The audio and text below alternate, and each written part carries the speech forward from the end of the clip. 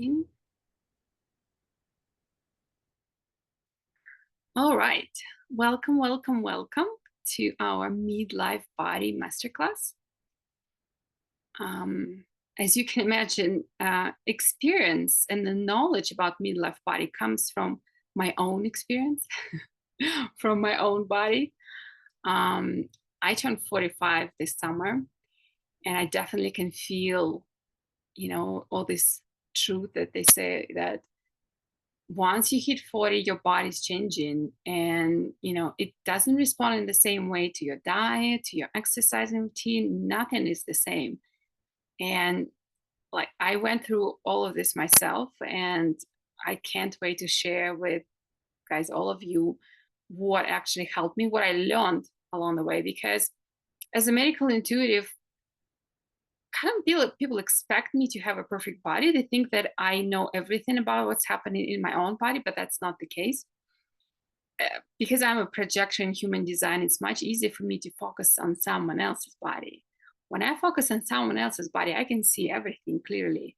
Can't figure out a thing about my own body. That's the problem, that I learned from my clients and then I apply it to myself.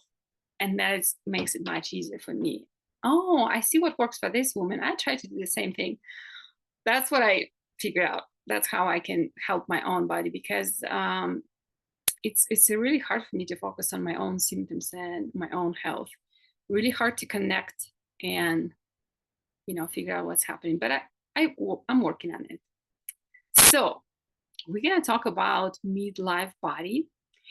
And the statistics, unfortunately, is very sad. What I learned is that 90% of women over 40 will start experiencing certain health problems, certain health conditions. Most common that 90% of women mention is stubborn weight gain, because something is changing in the body, and we're going to talk later about what exactly is changing. That's shifting everything inside the body, and the body doesn't respond to our uh, exercise routine. It doesn't respond to our diet in the same way. And unfortunately, it makes it so difficult for us to maintain the body that we used to have, right? And I personally experienced that when I was 35.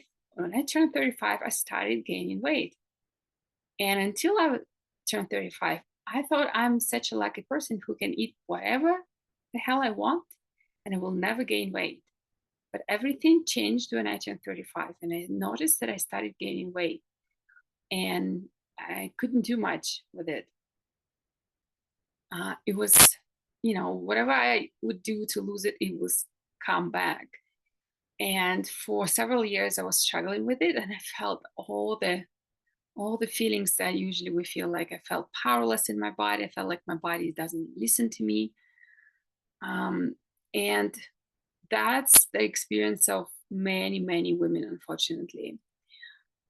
Or we think we have to exercise harder, or we think sometimes that we have to limit ourselves in terms of calories, right? Calorie restrictions, or we try all sorts of crazy diets like keto diet, high protein diets, um, low carb diets, right? And unfortunately, it's not good for our bodies. And it might seem like a positive thing because we might lose weight, but it's gonna backfire later. That's what I realized.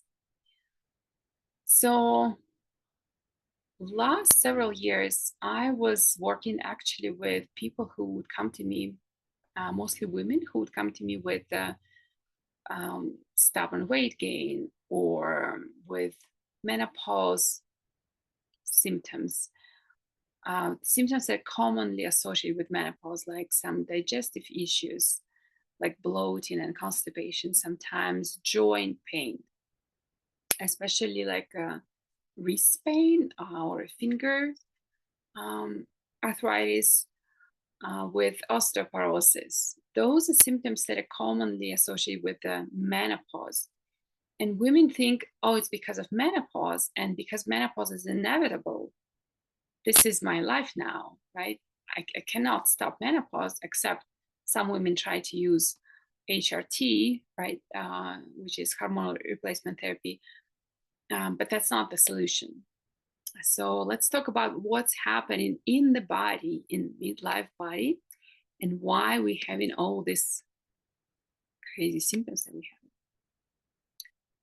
So, midlife body, we call it midlife body. I choose to call it midlife body because you can't say that it's 40 plus or something years old, because midlife body to me is a body that reached its limit.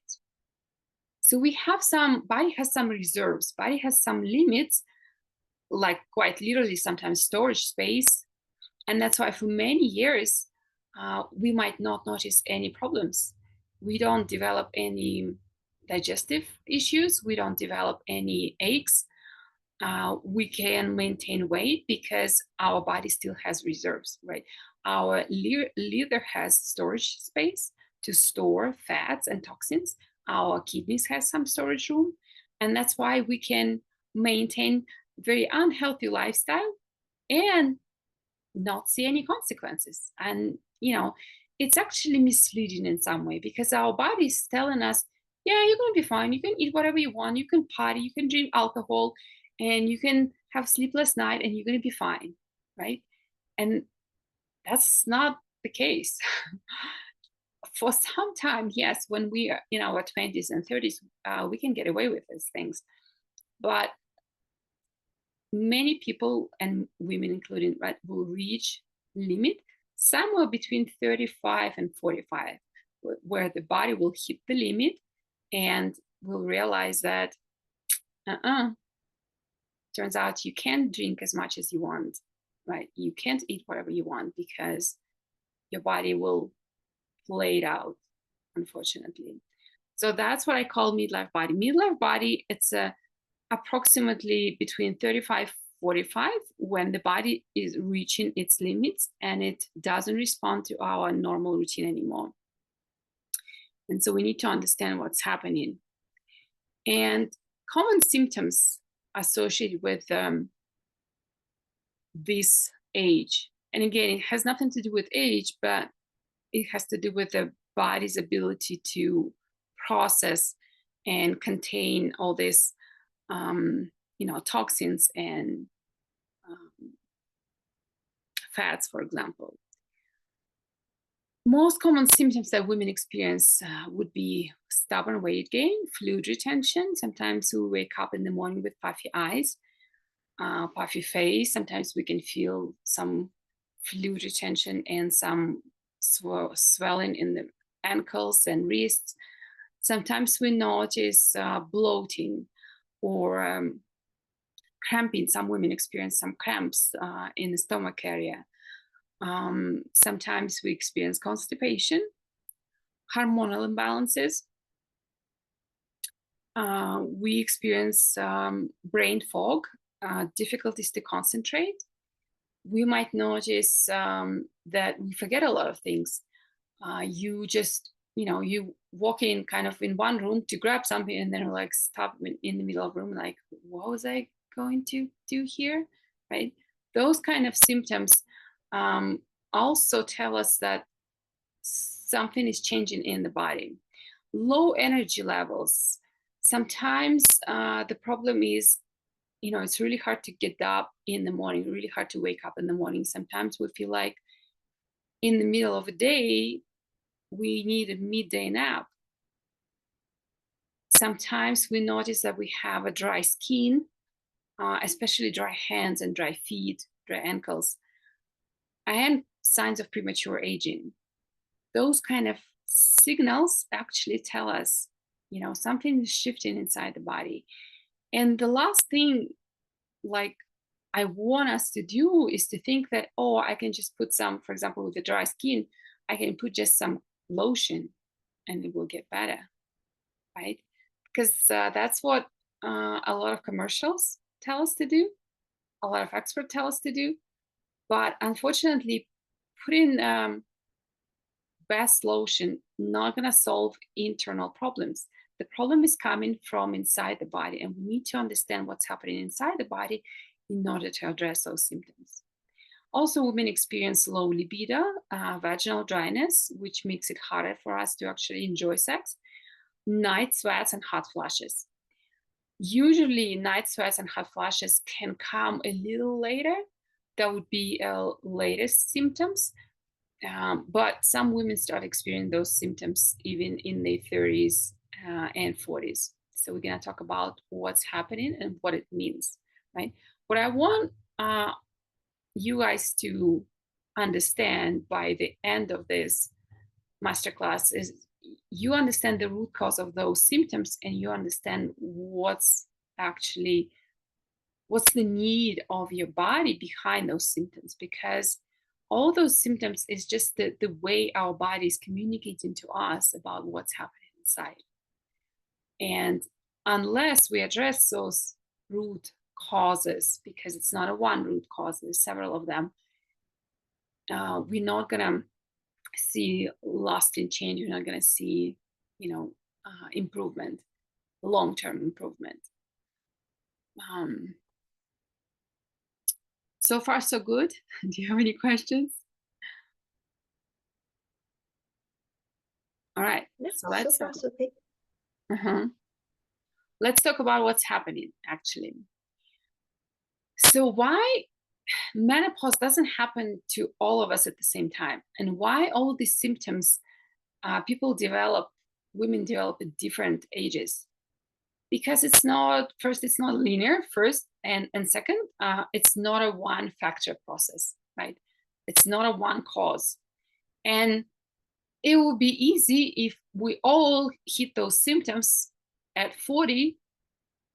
If they would be related to age, that would be the thing, but it's not the thing, right? So we all develop those symptoms at a different age. Sometimes people will develop those symptoms in the late 30s, sometimes 40s, sometimes early 50s, or even late 50s. I had a client recently who said that she started developing those symptoms like weight gain and digestive issues only in her 60s, right? Why? Because we all have different bodies, and our different bodies have different toxic load, different pathogen load, right? And that's why our body is able to sometimes resist for a longer period of time. So main reasons why we develop those symptoms is as we age, we also constantly experience increased viral load and toxic load. Those are two main reasons. There's a third reason we're going to mention later, but those are two main reasons. That's constantly increasing toxic load. We get more and more toxic exposure, and we store more and more toxins in the liver and kidneys. And at some point, the liver says, I can't deal with it anymore. And it's trying to contain those toxins, but it can't. And those toxins end up in the bloodstream, right? And through the bloodstream, they also end up in the lymphatic system, in the skin, in other organs like brain, for example. And here's the explanation of brain fog that we have, or forgetfulness that we have. Those are actual toxins landing, right, settling down in our brain. And that's why they cause interference between those electric signals that our neurocells send in each other, right, neurons. So sometimes we experience fluid retention and stagnant lymphatic system, again, because of those toxins that supposed to be contained by the liver, but the liver is struggling to do it, and so they end up in the lymphatic system. And the lymphatic system is not meant to deal with these toxins. It's too much for the lymphatic system, and so they clog lymph nodes, and that's why we experience puffy face and puffy eyes in the morning, right?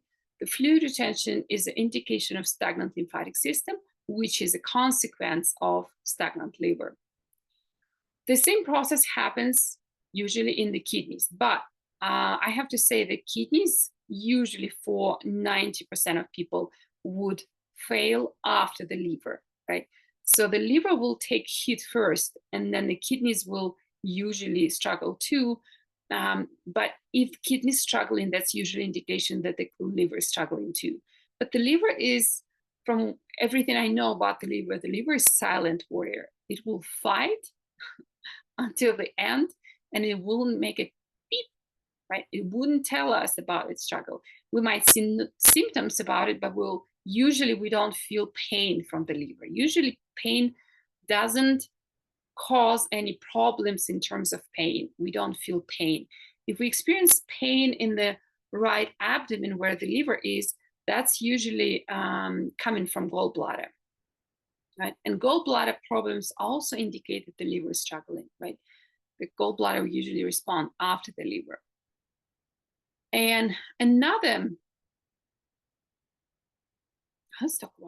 let's finish the liver actually.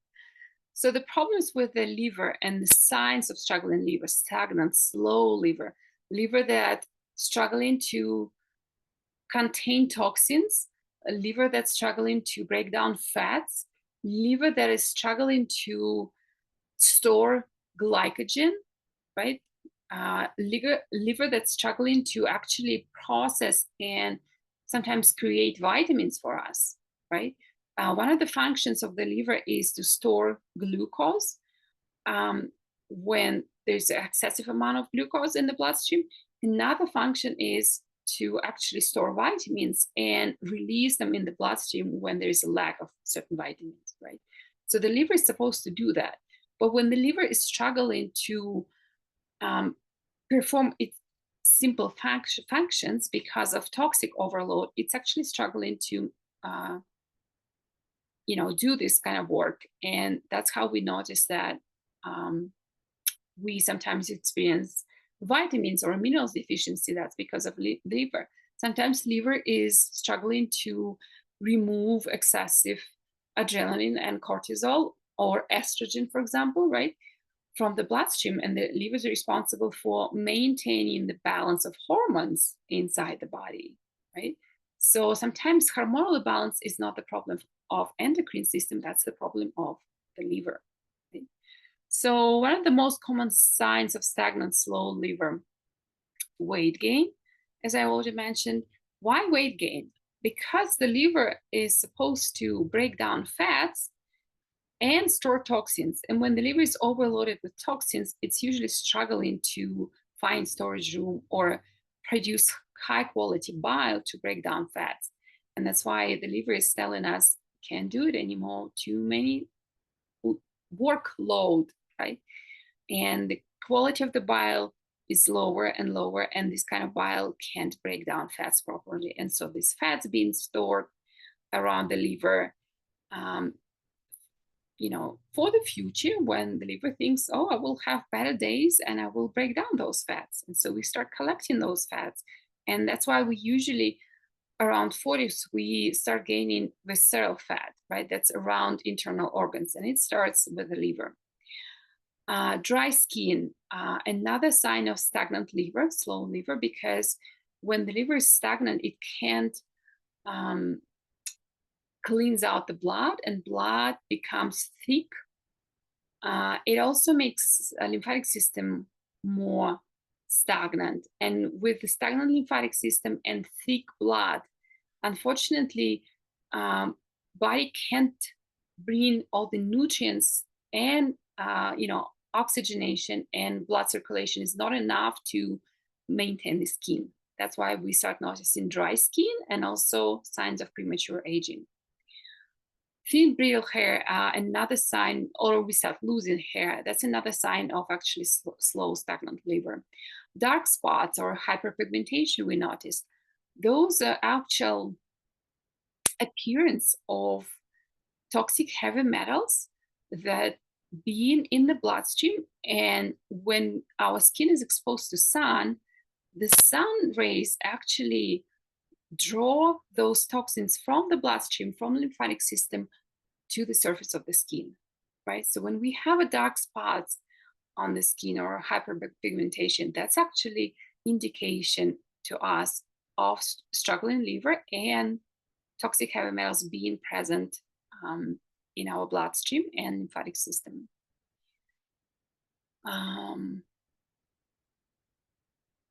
Bloating and other digestive issues also happen because of the liver. Usually liver fails to break down fats, and it's sending signal to stomach to increase amount of hydrochloric acid to help digestion. And so the stomach is trying to use as much hydrochloric acid as it can, and usually it's exhausting all its resources as well. And now the stomach is struggling as well. And when there's not enough hydrochloric acid, usually not enough acid means some of the food will end up in the intestinal tract undigested. And that's a pretty much feeding ground for lots of viruses and bacteria in the intestinal tract. And so once we have all these bacteria and viruses in the body, we eat certain foods that will feed bacteria and viruses, and we experience bloating, right? That's a reaction from our intestines about the reaction of our microbiome to the food we eat.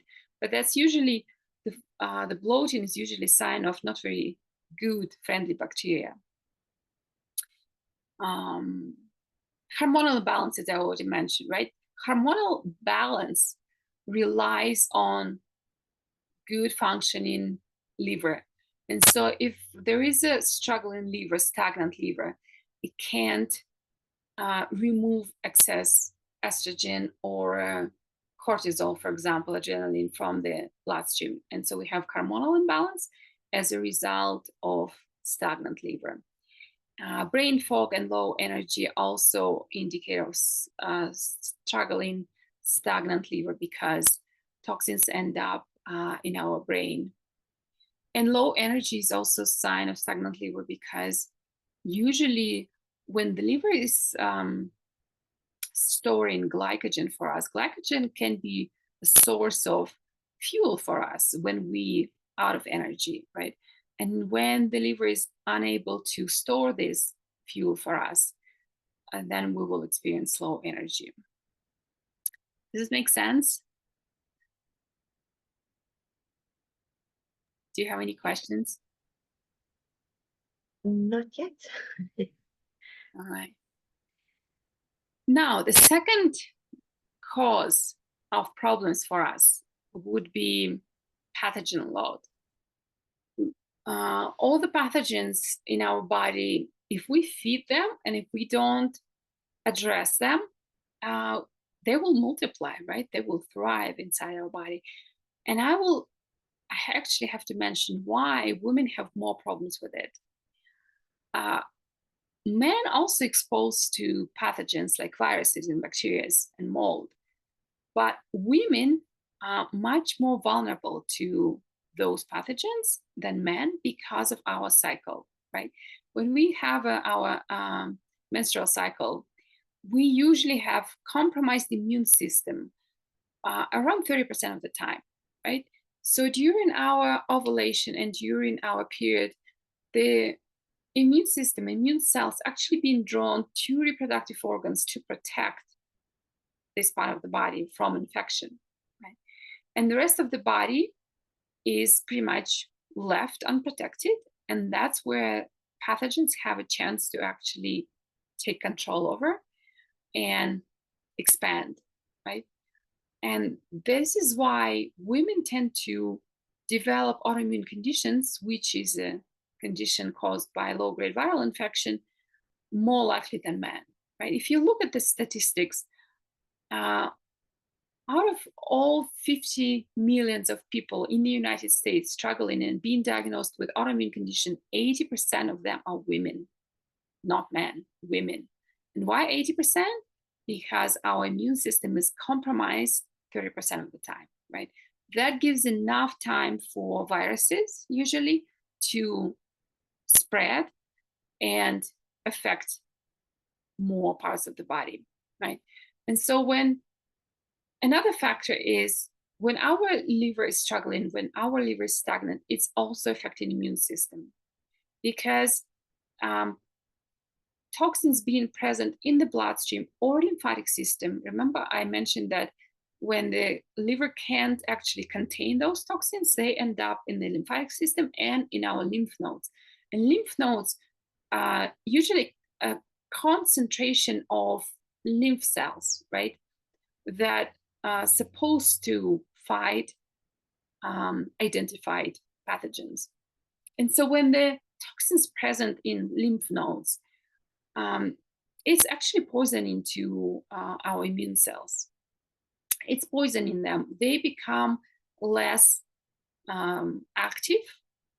They have a difficulties fighting actually pathogens, right?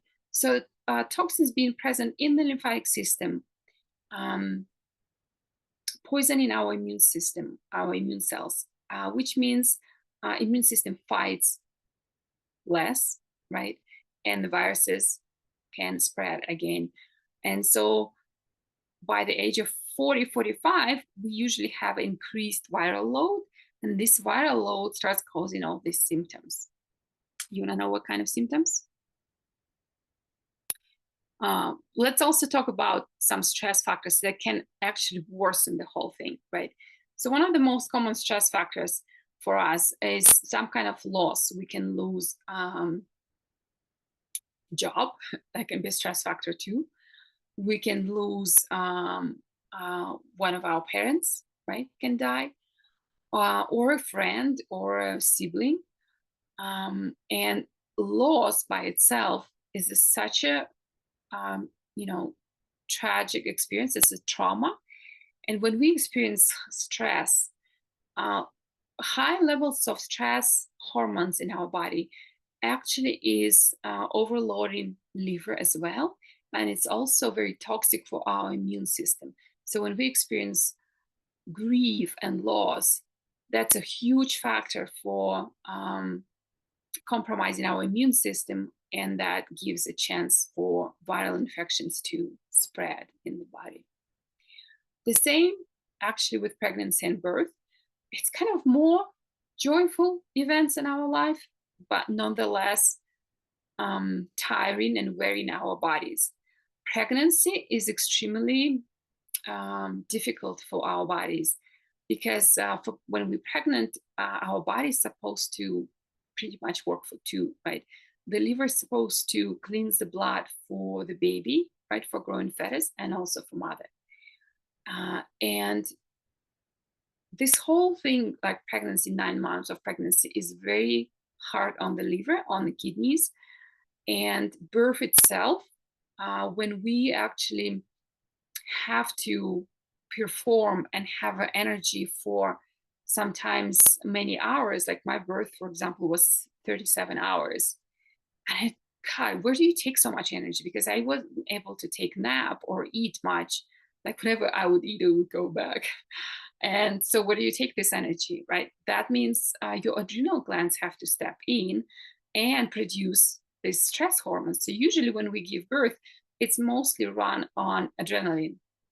And as I mentioned, the stress hormones are very toxic for the body. So, the liver has to absorb them, right? So, the pregnancy and birth itself is very difficult for the liver and adrenal glands as well, right?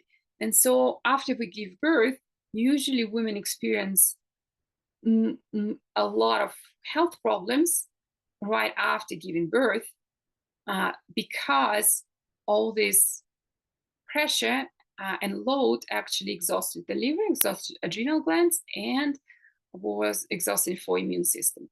So I many know, unfortunately, many women who develop autoimmune conditions right after birth, right? Because the liver, their body just went through huge stress, and that can exhaust our resources. Financial stress as well. Financial stress worries about where will I have money for, for my life? Will I have enough to pay rent? Right, those kind of things. Will I have enough money to pay the student loan? Things like that. Those stress usually they have a chronic nature, right? And because of chronic nature of the stress, it's also compromising our immune system, and that is overloading our livers, and it's usually compromising our immune system, and it gives opportunity for pathogens to take over.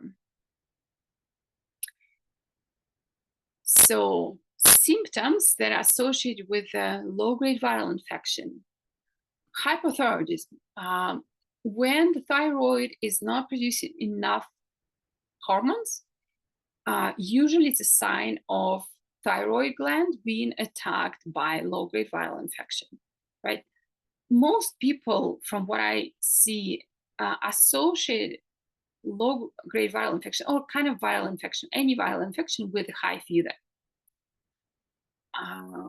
But that's not the case. We will have fever when we have flu, right? Because it's a different kind of virus. But a lot of viruses actually they develop in the body very at a slow pace, and it's not enough for immune system to, you know, cause this cytokine storm, right? Fever. And so we can have actually high viral load in the body and we wouldn't have any fever, right? That's why so many people sometimes shocked, surprised to know that they actually have a lot of viruses inside the bodies, because they think, well, if I have a virus, I will have a fever. Not necessarily. Sometimes people might develop very low fever, I would say like somewhere around like 99 or 100 Fahrenheit, or 101 Fahrenheit, right? So it's kind of, you have a fever, but it's not high enough to panic. And so those kind of fevers usually indication of a low-grade viral infection. Hot flashes and night sweats that women experience, usually those things called menopause symptoms. They're not menopause symptoms. They're actually a sign of low-grade viral infection. Heart palpitations and arrhythmia, when sometimes we feel like our heart is not functioning properly or there's some kind of hiccup, right? That's actually also a sign of low-grade viral infection, because the byproduct of the viral activity, viral waste, can actually end up in the heart, and the valve will kind of have these kind of hiccups, right? And that's an indication of the viral waste being present in the bloodstream and actually interfering with the heart. Joint pain, joints being swollen and sore, frozen shoulder. Again, those are common symptoms that usually associate with the menopause, but they're not menopause symptoms. They are actually signs of low-grade viral infection. Reproductive problems like infertility, endometriosis, polycystic ovarian syndrome, cysts, heavy periods. These are all indications of low-grade viral infection in the reproductive organs. Other symptoms include eye floaters. We notice sometimes that something was flying there. Was it like something tiny? And it's like in our eyes. So those eye floaters actually indicators of viral infection as well. Ear ringing. Sometimes we hear popping or like consistent sounds. I know for some people it can be really, really debilitating, those symptoms. Some people can't sleep because of all this noise in their ears. So that's a low-grade viral infection. It's inflammation happening inside the ear. Neurological symptoms like numbing or buzzing or cramps or tics, toothache. By the way, a lot of cases of toothache actually is not associated with the cavities, but rather with a viral infection that's causing the pain of nerves inside the nerves. Migraines, also a symptom of low-grade viral infection. Irritability, when our nervous system being actually affected by viral infection or a viral waste. All those symptoms actually tell us that there's a low-grade viral infection, there's inflammation in the body, and it should be addressed. So here's what's happening, right? The liver is overloaded, the liver is stagnant and struggling, and it's causing compromised immune system. And because of compromised immune system, and by the way, the liver can be overloaded with viruses and bacteria too. The liver can become a home for viruses and bacteria, and actually can cause problems to the liver as well. So sometimes the liver is overloaded not only with toxins, but also with the viruses and bacteria.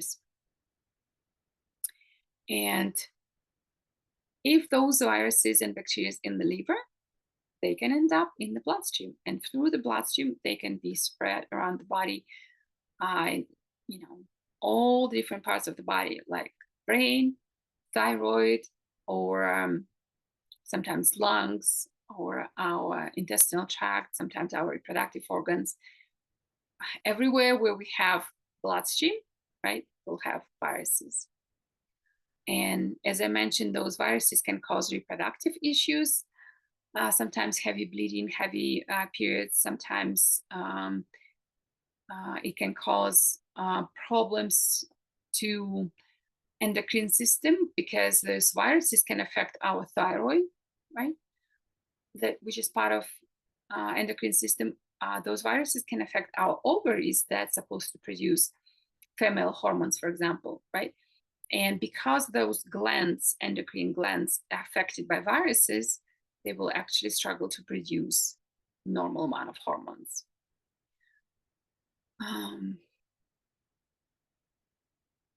So that's pretty much it. That's what's happening in our bodies. Do you have any questions?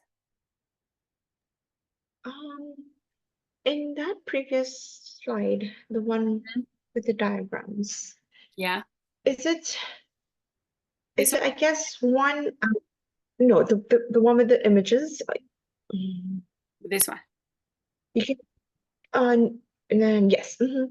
So is it saying that with my liver, let's say potentially one avenue is that with liver overload, it sort of like manifests in my thyroid as either hypo or hyperthyroidism. Like that could be a pathway as Yes, to why someone may have. Okay. So hypothetically, if we were to address the liver overload, then the symptoms for hypothyroidism should decrease. Is yes, that the idea behind it? yes. Okay. Yeah. Is this something that we'll be addressing? Um, Like in terms of how to reduce liver overload? Like, yeah, I can talk a little bit about it, but usually what we do is like we can talk about all the symptoms that you have. And I usually like to personalize protocol, because we want to address the symptoms that you experience in.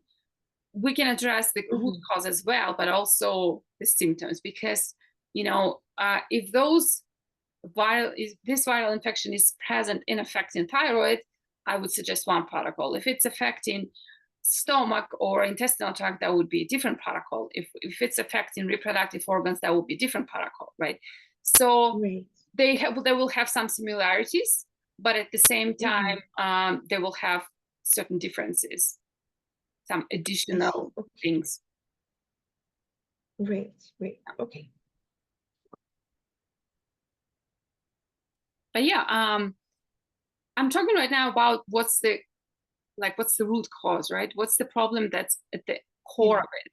But then we can talk about, yes, we're addressing the root cause, but also we supporting, for example, thyroid gland, right? And what can we give to the Mm-hmm. thyroid gland in order to support its healing process? Because one thing is to um, eliminate the problem in terms of, for example, reduce the viral load, right? That's the main Right. cause that's causing problems. But also, we need to support the organ itself to recover after the damage being Mm. done already. We need to help to thyroid gland to recover. But yeah, when we actually address the root cause, which is the viral load, we can see improvement pretty quickly within 10, 12 weeks. Wow. Okay. Wow. Yeah, interesting. Okay, thank you. Yeah, I'm here for you. So um, that's what I see. And, I spent about 12 years working, even more than 12 years now, working as a medical intuitive and holistic wellness coach for women, an intuitive healer for women. And so, from what I see, right, those are two main problems. One is toxins, exposure to environmental toxins, and another, most important, is inflammation that is caused by viral infections, bacterial infections, and mold.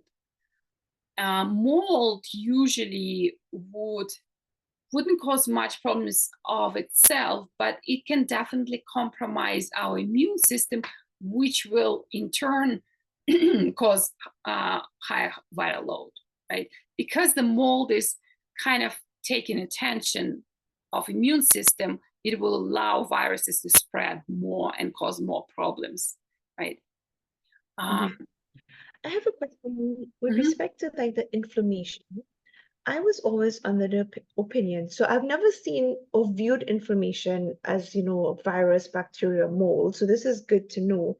But I've always was of the opinion that is what I eat is sort of like what leads to my body being inflamed. So is that like what I eat is sort of like broken down to like viruses, bacteria, mold, or is Yes, this something separate? Oh, okay. yes. It's you actually spot on. Yes, the one of the most important thing I think we need to understand about inflammation is that inflammation doesn't happen by itself. It's caused by someone, right? And by someone, I mean it's some kind of bacterial or a viral infection or mold. That's what's contributing to inflammation. Inflammation doesn't start by itself. Something is causing it, right? So any inflammation is a result of low-grade infection that is not acute. It's not. It doesn't cause us usually um, acute symptoms like fever or a cough, right? But it's a low grade, and it's hard to detect it. We usually develop symptoms and we notice those symptoms, but we don't notice inflammation itself. We don't notice infection itself. And so usually any inflammation will be caused by viruses, bacteria, and mold. Right? So we need to get to the root cause of it, and we need to actually address those infections. And the diet plays a huge role in it. So what I suggest, what I developed over the years, is I call it care method. Care because I like to think about it as a taking care of our bodies. Give our bodies the best care it deserves.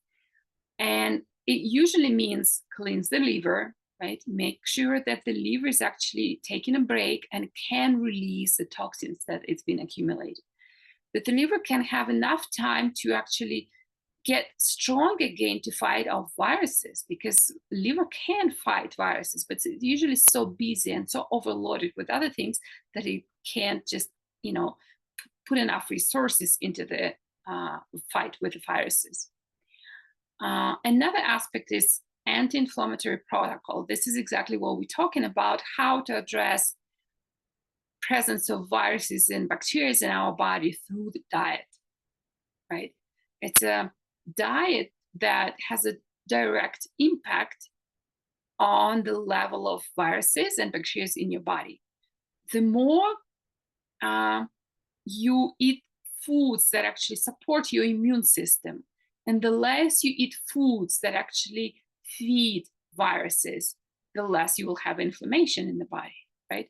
So, anti-inflammatory protocol, that's a component of care method where we actually address the viral load, and we minimize the viral load because we address it directly. R is about rebalancing hormones. In that case, we kind of take care of the endocrine glands, which is thyroid, uh, adrenals, and also we make sure that ovaries also receive our support. And we also affect hormones through the liver as well, right? Remember, I mentioned that the liver is actually one of the main organs that's supporting the balance of hormones because the liver is supposed to remove all the toxic hormones out of the bloodstream. So sometimes when the liver is struggling, we can't have a balanced hormones just because of the liver, right?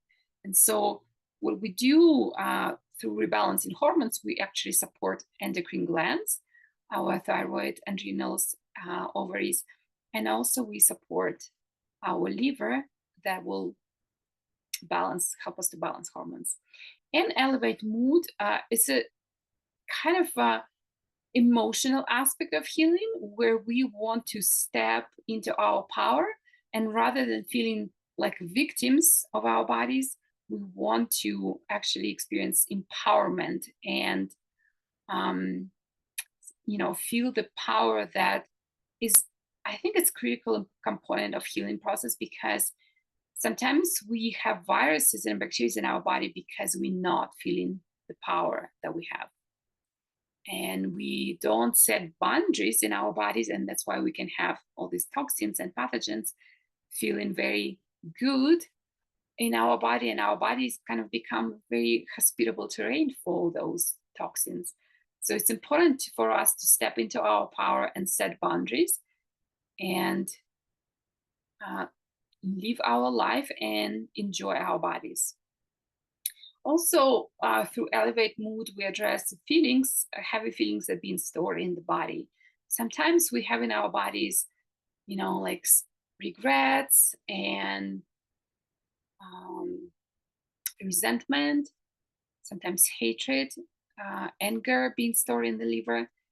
And all those feelings that actually compromise our um, organs, right? So the organs that will be affected by heavy feelings like resentment or anger, the liver is one of the organs that actually usually store in the anger and hatred and resentment. So compromised liver will definitely be more stagnant, right? So we want to address the aspect of feelings being inside the body, and we want to release those heavy feelings so they wouldn't compromise our health. Okay. And I want to share with you a few testimonials that I had from clients working with me one-on-one. I usually address body through the holistic mind, body, spirit approach. And I work with Nancy, and we helped her body to release toxins because she experienced depression. And depression and kind of, the lack of desire to live is actually also a sign of struggling liver, stagnant liver, right? And that's why we addressed in her situation, her particular situation, we addressed the stagnant liver. We did detox, lowered the inflammation, and we brought more life force and desire to live. So that was idea and intention behind our protocol. I also helped Emily to work with some brain fog and joint pain. It's very common symptoms, but again, if we know what's causing it, which is usually a combination of toxic load and viral load, we can see results pretty quickly. And I like that to mention that it's not just about weight loss, because weight loss is something that's quite easy to create. You can notice it pretty quickly, but it's about understanding the body, understanding the body's needs, and creating health through nurturing body. So, as I mentioned, right, through care method, I learned how to address those main threats to our bodies: toxic load and pathogen load. And we usually address it through liver detox, liver cleanse, address it through anti-inflammatory diet and um, emotional release, and also hormonal changes, hormonal balance. And what I want to do actually, I want to make a pretty, I think, crazy idea that I want to put together a group of women with any kind of symptoms, but usually symptoms that kind of usually we develop around 40s. And I want to create some incredible results within 10 weeks. And I think it's possible. And so if you want to do it with me, if you want me to help you to do it, I offer right now program, a beta program, right? Beta launch of my program, Master Your Body, for only 50% of investment. So if that's something that you would be interested, I want to tell more about it.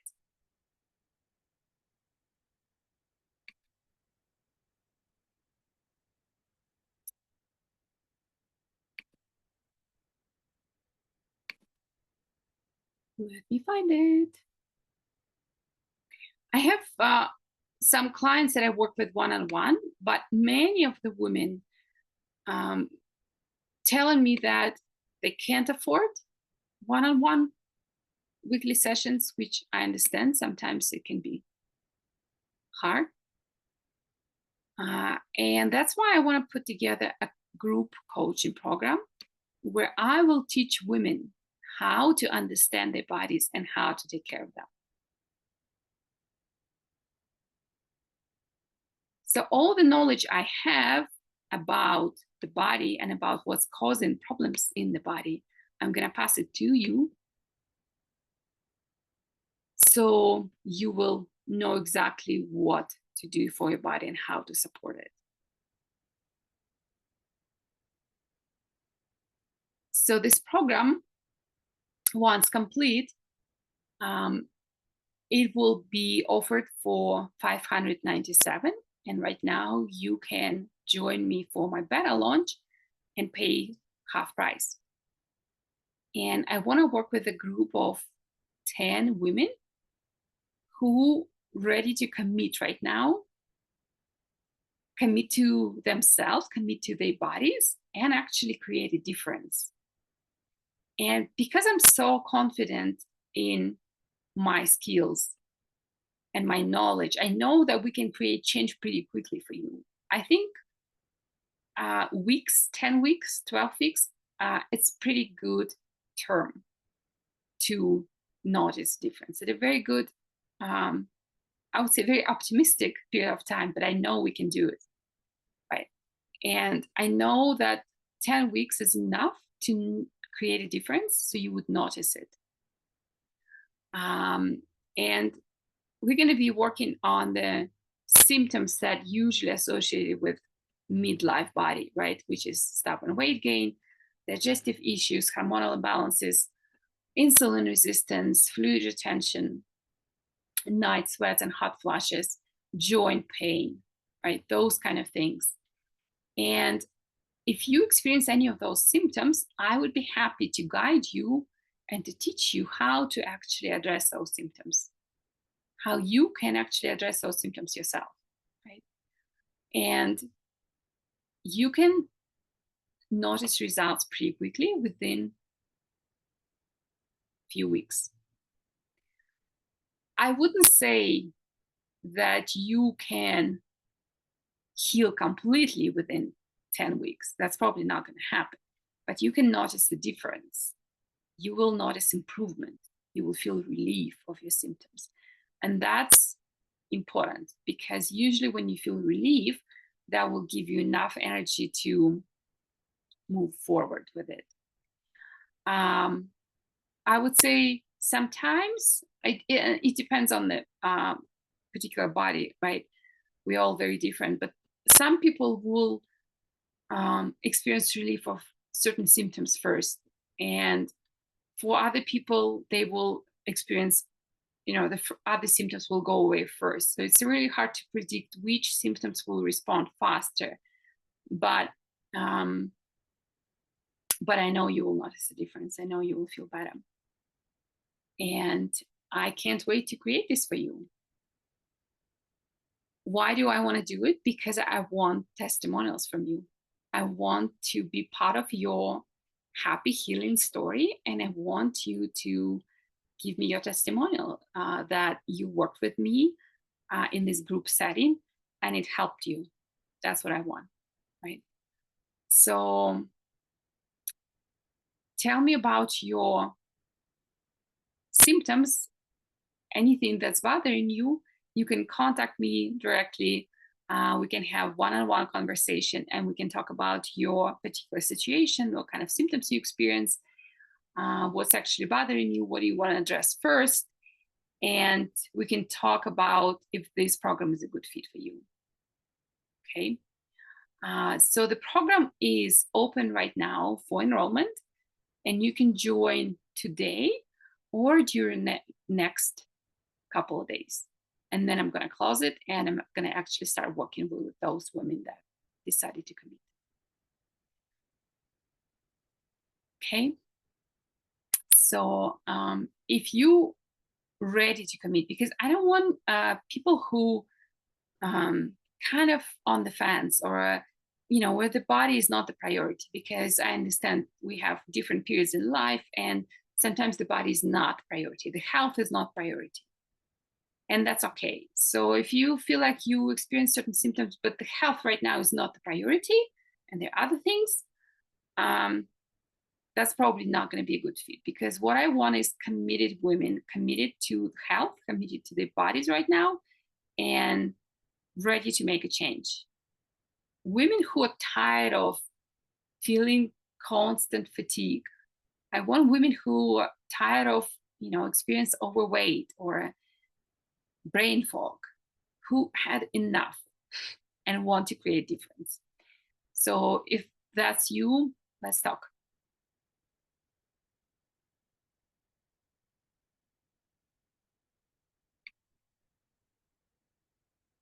Okay. I'm going to stop here recording.